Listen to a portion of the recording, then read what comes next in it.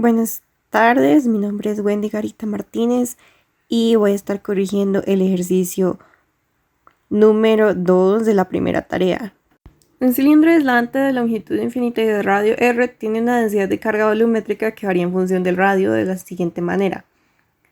Densidad de carga volumétrica es igual a densidad de carga por A menos R dividido entre B, donde la densidad de carga A y B son constantes positivas y R la densidad al eje del cilindro.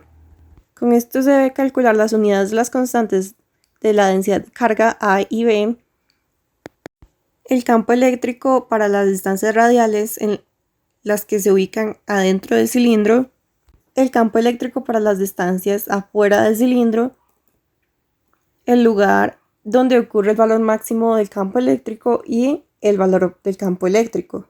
En los incisos B y C no existen errores, sin embargo decidí hacerlos nuevamente de manera que puedan servirme para poder resolver los otros incisos en los cuales sí hubieron errores. El primer error que tuve fue en el inciso A, en las unidades de las constantes de la densidad de carga volumétrica A y B. Comencé encontrando la unidad de la densidad de la carga volumétrica, para la cual tuve que estudiar varias ecuaciones y mediante las cuales llegué a la conclusión de que esta se mide en coulombs entre metros al cubo. Por otro lado, A y B describen cómo se comporta la densidad de carga volumétrica.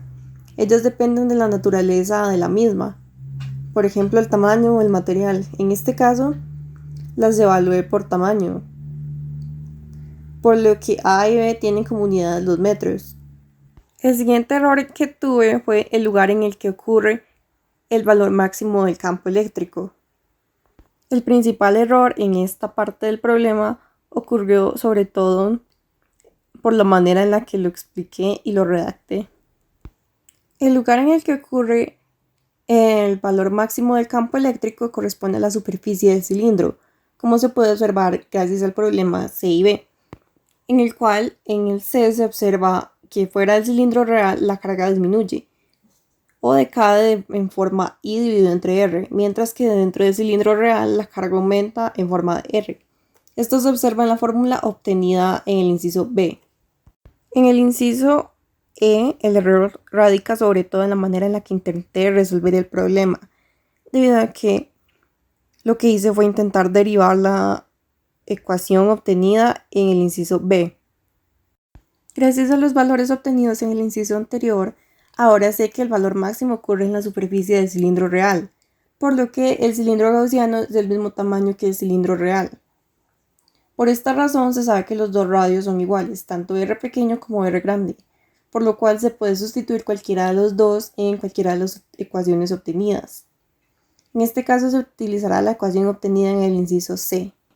En este caso se sustituyó una R pequeña por las R grandes, por lo cual se procedió a simplificar lo que se podía simplificar y se obtuvo el valor que se observa en la diapositiva, el cual corresponde al valor máximo del campo eléctrico.